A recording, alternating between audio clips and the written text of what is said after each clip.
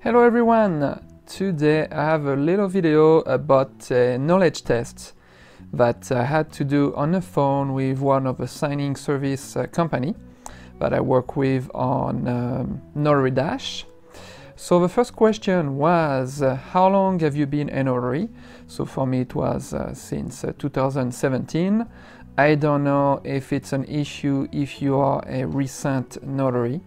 Meaning I don't know if they could maybe disqualify you for some signings if they think you are too new in the business. The second question I had was, are you a full-time notary? So for me it is yes, but I understand a lot of people can be doing this part-time in the evening or weekends after they're done with their regular job. Again, I'm not too sure if it could be a disqualifying question if you say that you are not a full-time notary. The third question that I had was, how many signings did you perform? So for me, even if I've been a notary since 2017, I was not full-time initially and I was not doing too many signings. So for me, it was about like 200 signings when I passed this knowledge test. So in a way it's not that many for the numbers of years I've been a notary. The fourth question I had was, how many days does a signer have on the notice of right to cancel? So the notice of right to cancel, it's typically 3 business days, but I said that I need to check my recession calendar each time to make sure that there is no holiday or weekend, and no matter what, just to make sure I have the correct dates. If the signing service company asks for it, it's because they want to make sure that there is no errors in such documents that could delay a closing. The fifth question that I had was, if date is incorrect on the notice of right to cancel, what should you do? So for this, I just said that I need to have the signer strike through and initial the wrong date and correct the date to reflect the signing date. And also, as usual, check the recession calendar for expiration date, of course, before having the signer do this.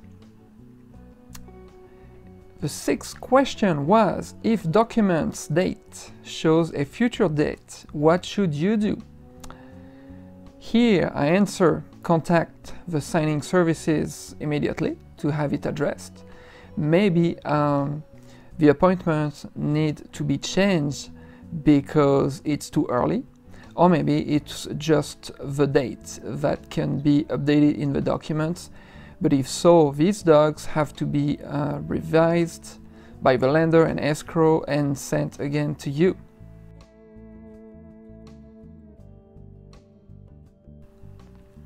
Question 7.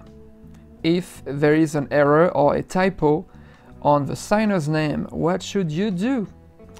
So I answer, you have to contact the SS, signing services, immediately to have it addressed. Most of the time, docs may need to be updated by the lender and escrow, but sometimes it's possible that it may be permitted to correct the docs and have the signer strike through the wrong name, initial, and print the correct name. Question 8. If this is the wrong county on your notary acknowledgement, what should you do? So this is a very basic question, but I said that you have to strike through the wrong county and initial, and finally write down the county where you are making this signing. If there is a POA for a signer, how would you have the signer sign? So for this, it can be John Doe for Jane Doe as attorney in fact.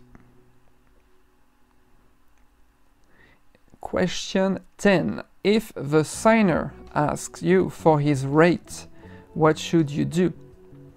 So in here what I answered is that you should look at the docs in the packet. If there is a document in this packet that provides this info, such as the note or the closing disclosure, you can show the rate on these specific docs.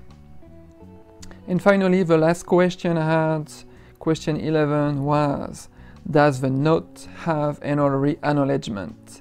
And the answer is no.